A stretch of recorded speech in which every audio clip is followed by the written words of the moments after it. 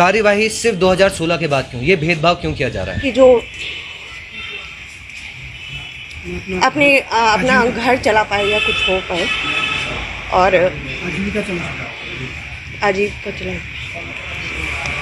अभी हमारे साथ विधानसभा से निकाले गए कर्मचारी हैं और आज वो सबसे पहले मीडिया के सामने हैं। उनका कहना है कि कुछ लोगों को बचाने के लिए इन लोगों की बलि दी गई है। हम उनसे जानते हैं। सबसे पहले मैं आपसे जानना चाहूँगा क्या आपका नाम है और किन लोगों को बचाने के लिए आप लोगों की बलि दी गई है? मेरा नाम गिरीश सिंह है जी। विधानसभा में वर्तमान अध्यक्ष जी का जो अभी निर्णय हुआ, हम तो ये कहते हैं कि माननीय अध्यक्ष जी ने बोला है कि हमारी लड़ाई सिस्टम के साथ है, न किसी व्यक्ति विशेष के साथ है। हम ये कहना चाहते हैं कि विधानसभा जहां आपका पूरा परिवार है, हम भी उस परिवार के हिस्से हैं। तो आपने जांच समिति बैठाई और उस जांच समिति ने आपको 19 दिन में निर्णय दे दिया। जहां आपने ये कहा था कि मैंने एक महीने का मुझे समय दो, 1 महीने के अंदर मैं पूरी जांच करवा के पूरा निर्णय लूँगी, वहीं आपने 19 दिन में जांच समिति की रिपोर्ट तलब कर ली। जांच समिति ने आपको 19 दिन में रिपोर्ट दे दी। उस रिपोर्ट के आधार पर आपने 2016 के बाद वाली नियुक्तियां, और 2016 में हम 158 लोग हैं जिनकी सेवाएं 6 वर्ष पूरे हो गए हैं। अब इन 6 वर्षों की सेवा का न आपने आकलन किया, न हमारी सेवाएं देखी। कोरोना काल जैसी महामारी में हमने अपने बच्चों को दांव में रखकर, अपनी जीवन लीला को दांव में रखकर विधानसभा में हमने निस्वार्थ भाव से ड्यूटी की और पूरा योगदान उस विधानसभा को दिया। तो हम माननीय अध्यक्षा जी से यही पूछना चाहते हैं, आखिर जब जांच समिति ने 2000 से लेकर राज्य बनने से लेकर अभी तक की सारी नियुक्तियों को एक ही प्रोसेस में पूरा माना है, एक ही प्रक्रिया मानी है, तो आखिर आपने इतनी जल्दी 2016 वालों के संबंध में क्यों निर्णय ले लिया? उसमें भी हमें 6 साल पूर्ण हो गए हैं। तो अब हमारी ये उम्र के इस पड़ाव में कई लोगों की उम्र चली गई है। इस 2158 में 6 साल पूर्ण करने वालों में कई महिलाएं ऐसी हैं, कई लोग ऐसे हैं जो अन्य रोजगार में थे, तो उनको लगा, देखो रोजगार की आशा में हर आदमी अपनी अपनी एजेंसियों पर जाता है। तो हम यही चाहते हैं मैडम से कि 2016 से पहले वालों में आप विधिक राय कह रही हैं। हमारा आपसे निवेदन है, उत्तराखंड की जनमानस से भी ये निवेदन है कि हम लोग 2016 से पहले वालों में आप विधिक राय ले रही हैं, उनकी भी जांच की जाए। आखिर उन पर विधिक राय कब ली जाएगी, उन पर आपका निर्णय कब होगा? तो हम यही चाहते हैं कि उन पर भी जांच हो और आखिर हम पे ही क्यों ये गाज गिराए। आपका क्या नाम है? नमस्कार, मेरा नाम अमित मुंगाई है और सबसे पहले तो मैं धन्यवाद ज्ञापित करता हूँ आपके चैनल का, जो हमारी बात जनता के सामने रख रहे हैं, सरकार के सामने रख रहे हैं। मैं रक्षक विभाग में कम से कम 6 साल पूरे कर चुका हूँ और इतनी अच्छी तरह से सेवाएं दी है हम सभी ने। और हमारे को ये लेटर दिया था, एक कोरोना में हमने ड्यूटी करी थी, पूरे के पूरे 24 घंटे हम ड्यूटी करते थे, 7 दिन हमने ड्यूटी करी है। हमारी ड्यूटी VIP ड्यूटी होती है, जिस तरह से कह सकते हैं कि अगर माननीय अध्यक्ष जी का अगर रात को भी कॉल आता है तो हम अपनी ड्यूटी जाते हैं। उसके बाद हमने कई तरह से CPA बैठक में भाग लिया है, अपनी पूरी तरह से ईमानदारी से ड्यूटी की है। और हमारा कोई रोज़गार इतना खास है नहीं, इतनी ज़्यादा तनख्वाह है नहीं उसमें। हमारा 30,000 रुपये रोज़गार तनख्वाह मिलता है हमें, उसमें से हमारा 25,000 रुपये जो है सिर्फ लोन की किस्तों में चले जाता है।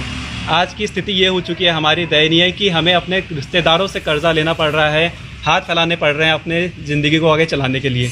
तो आखिर कब तक ये चलता रहेगा, इस बात का हमें कोई अंदाज़ा नहीं हो पा रहा है। आपसे आपका नाम जानना चाहूँगा और आपसे मैं ये जानना चाहूँगा कि आप लोगों पर आरोप है कि आप बैकडोर के माध्यम से लगे हैं। क्या कहना चाहेंगे आप कि आप भाई बैकडोर के माध्यम से वहाँ पर लगे हैं? नमस्कार, मेरा नाम राहुल पांडे है। मैं सिर्फ ये कहना चाहूँगा कि मीडिया में बहुत कुछ बोला गया कि हमें कल्प्रेट दिखाया गया है कि हम सब बैकडोर से आए हैं, मगर एक बात मैं साफ़ करना चाहूँगा कि हमें सीधे तदर्थ पे नहीं रखा गया था। हम में से काफ़ी लोग ऐसे थे जो पहले यहाँ उपनल के माध्यम से आए। अगर आप जानते होंगे उत्तराखंड के अंदर कम से कम 26,000 लोग किसी न किसी कार्यालय में उपनल के माध्यम से, TRD के माध्यम से या किसी न किसी आउटसोर्सिंग एजेंसी के माध्यम से लगे हुए हैं। इसमें हमने शुरू में 1-2 साल पहले उपनल के थ्रू काम किया, विधानसभा में अपनी पूरी सेवाएं दी। उसके बाद जब हमें तदर्थ रूप के लिए रखा गया तो हमने वहाँ से रिज़ाइन किया। उससे पहले यहाँ तदर्थ में आने से पहले भी या उपनल के थ्रू ज्वाइन करने से पहले भी कोई ना कोई कहीं ना कहीं कार्य कर रहा था। अब यहाँ करते हुए हमें 5 से 7 साल हो गए हैं हर किसी को। अब इन 5 से 7 सालों में किसी ना किसी की उम्र निकल गई है, कितनों ने लोन ले लिया है, कितने लोग अपने परिवार के बड़े बुजुर्गों को लेके, अपने फैमिली को लेके यहाँ रह रहे हैं, किराया दे रहे हैं। उस बीच ये फैसला आता है, आधा अधूरा सत्य दिखाया जाता है कि सिर्फ 2016 के बाद के लोगों पे कार्रवाई होती है, उससे पहले किसी पे कार्रवाई नहीं होती।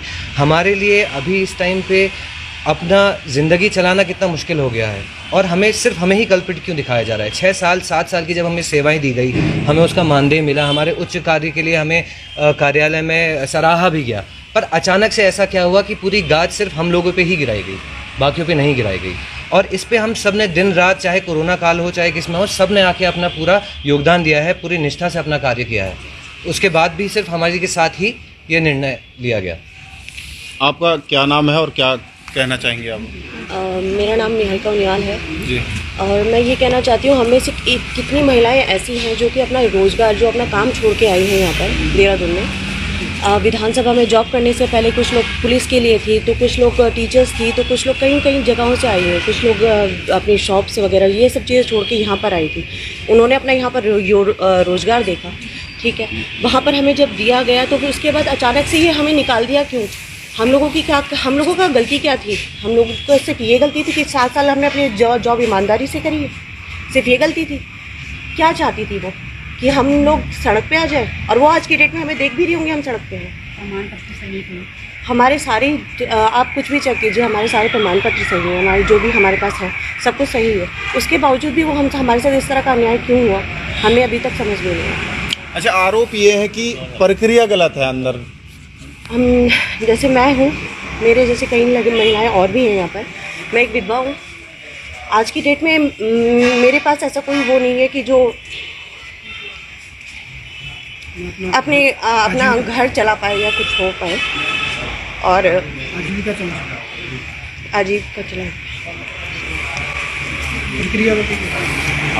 आपका क्या नाम है और आपसे जानना चाहूँगा? मेरा नाम प्रदीप सिंह है जी। मैं बेसिकली अभी आपको बताना चाहता हूँ, जैसे कि जब विधानसभा का पूरा मामला चला जी, तो इसमें मैडम ने क्या किया, मैडम ने एक जांच कमेटी बिठाई, कोटिया कमेटी, 3 सदस्यीय कोटा कमेटी थी ये कोटिया कमेटी। जी जी जी। तो इसमें वो कोटिया कमेटी बेसिकली 2 चीज़ों पे पैरेलल चल रही थी। एक में था कि देखने के लिए कि जो नियुक्ति हुई है विधानसभा में क्या वो सही है, और दूसरा उसमें पैरामीटर था जो यहाँ पर सचिव थे उन्होंने कैसे काम किया है। तो 2 पैरामीटर्स पे ये कोटिया कमेटी बनी थी।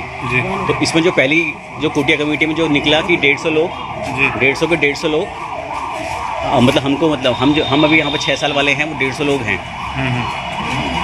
तो इसमें मैं ये कहना चाहूँगा कि हमको कहाँ काम करते हुए 6 से 7 साल हो गए हैं जी। तो अब हाईकोर्ट का जो डिसीजन आया है वो बहुत ही हमारे लिए मतलब दुखी करने वाला डिसीजन है कि हमको यहाँ से जॉब से निकाल दिया गया है और हाईकोर्ट ने हमारा स्टे भी खारिज कर दिया है। अच्छा, अब आपका स्टेप क्या रहेगा आगे? मैं इसमें पहले बात पूरी कर दूँ अपनी कि मुझे ये कहना चाह रहा हूँ कि 2001 से लेकर के 2016 मतलब अभी तक, राज्य गठन के बाद से अभी तक सभी के सभी लोग अवैध और गलत तरीके से बताए गए हैं कि वो रखे गए हैं। बट कार्रवाई केवल 2016 के बाद हुई और मैडम ने बोला कि 2016 से पहले वालों के लिए मैं विधिक राय ले रही हूँ, मगर अभी तक वो विधिक राय नहीं आई है। उस विधिक राय को लेने के लिए मैडम के पास 3 से 4 महीने 3 महीने हो चुके हैं, अभी तक विधिक राय नहीं है। हमारे केस में मैडम ने 15 दिन के अंदर विधिक राय ले ली थी, जो मतलब एक मैडम का डबल स्टैंडर्ड शो करता है। दोहरा चरित्र है मैडम का कि मैडम ने एक विधानसभा में 2 निर्णय कैसे हो सकते हैं। अगर विधानसभा एक है तो नियम भी एक ही होना चाहिए। तो आप 2016 वालों के बाद पे तो आप कार्रवाई कर रहे हैं, 2016 से पहले वालों के पास हम कुछ नहीं कर रहे हैं। दूसरा पहले जो कोटिया कमेटी रिपोर्ट में था वो आप सचिव के रिगार्डिंग था, जो हमारे सचिव थे यहाँ पर, जो पहले प्रभारी सचिव भी रह चुके हैं मुकेश सिंघल जी, तो उनके बारे में मैं कहना चाहूँगा कि उनको कोटिया कमेटी बताया गया कि वित्तीय अनियमितताएं थी, तो उनको सस्पेंड कर दिया गया और मैडम ने उनको शो कॉज नोटिस दिया है। अब इसके बाद हुआ क्या कि शो कॉज नोटिस में तो हैं ही, अब मैडम ने क्या किया, अब जो प्रभारी सचिव रखा है, अब जो प्रभारी सचिव हैं विधानसभा में हेमपंत जी, वो अकाउंट्स डिपार्टमेंट के अनुभाग अधिकारी थे पहले, तो अनुभाग अधिकारी को ही आपने प्रभारी सचिव बना लिया। अब क्या वो बैठ करके वहाँ पर जो उनकी जांच है जो चल रही है वित्तीय अनियमितता, क्या वो उनको ठीक नहीं करेंगे? जो गड़बड़ी उन्हें करी है वो सब कुछ ठीक नहीं करेंगे वो वहाँ जा करेंगे, क्योंकि आपने क्या किया, आपने जो अकाउंट्स डिपार्टमेंट में पहले अनुभाग अधिकारी थे उन्हीं को आपने प्रभारी सचिव बना दिया। अब आपको क्या लगता है वो वहाँ पर जो उन्होंने गलतियाँ करी हैं उनको छुपाएंगे नहीं वो वहाँ पर बैठ के? तो मेरा ये पॉइंट भी है कि अगर मैडम ट्रांसपेरेंट होती तो उन पर भी कार्रवाई होती, मतलब या तो उनको आप नहीं बनाते, आपको बाहर से सचिव लेकर के आते। एक पॉइंट ये है कि उत्तराखंड की देवभूमि है, यहाँ माँ नौ दुर्गाओं का वास है, माँ गंगा बहती है, नंदा राज राजेश्वरी माँ भी, हम उस माँ से भी गुहार लगा रहे हैं। और आप भी एक माँ हैं, तो अगर आप में वाकई माँ की सच्ची ममता है तो आपने विधानसभा परिवार में दोहरा न्याय नहीं करना चाहिए।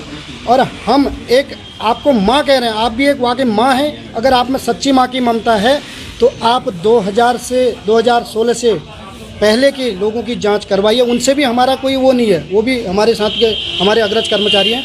लेकिन जो आप कहते हैं कि हमने सिस्टम के साथ लड़ाई करनी है, तो सिस्टम ने 2001 से लेकर अभी तक सब अवैध ठहरा रखी हैं। तो हमारा ये निवेदन भी है आपसे कि सच्ची माँ की ममता है तो आप 2016 से पहले के लोगों की भी, जैसे हमारे लिए जल्दबाजी की, उनकी भी आप जांच करवाइए। दूध का दूध, पानी का पानी हो जाएगा। और इस समय जो हमारी आर्थिक परिस्थितियाँ, जो आपने हम लोगों की, जो हम लोग गांव से, गरीब घरों से, ग्रामीण क्षेत्रों से निकले हुए लोग हैं और रोजी रोटी की आशा में यहाँ हमने 6 साल निस्वार्थ भाव से अपना तन मन से अपने नौकरी कर रखी है। तो आप भी एक माँ हैं। ममता का उदाहरण हम इसलिए दे रहे हैं क्योंकि हमारी भी माएँ हैं और हमारे भी बच्चे हैं। तो आज हमारी दिलों पर क्या गुजर रही है आपके इस निर्णय से, तो ऊपर वाले ही जानता, वही माँ नंदा भगवती राजेश्वरी जान नहीं होंगी। तो आप 2016 से पहले के लोगों की भी, कार्मिकों की भी जांच करवाइए। दूध का दूध, पानी का पानी होगा। ये हमारा आपसे निवेदन है। पे आना चाहता हूँ। जो एफिडेविट विधानसभा की तरफ से हमारे खिलाफ जो माननीय उच्च न्यायालय में लगा है, उसमें पॉइंट नंबर 14 उनका एफिडेविट कहता है, it appears that all 396 ad hoc appointments from 2001 to 2021 seem to have been done in an arbitrary, irregular and illegal manner with a smell of nepotism, favoritism and corruption.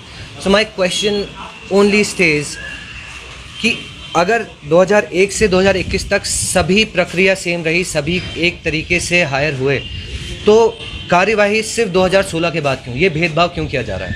बस एक यही point मैं बोलना चाहता हूँ। तो ये तमाम वो कर्मचारी हैं जो विधानसभा से बाहर हुए कर्मचारी हैं, यानी कि बैकडोर भर्ती वाले कर्मचारी हैं। उनका कहना है कि जब 2000 से लेकर और 2021 तक एक ही प्रक्रिया भर्तियों में अपनाई गई है, तो आखिरकार हमें ही बाहर क्यों किया गया है? ये दोहरा मापदंड क्यों अपनाया गया है? उनका कहना है कि अगर मैं जांच होनी चाहिए तो 2000 से लेकर पूरी भर्तियों की जांच होनी चाहिए।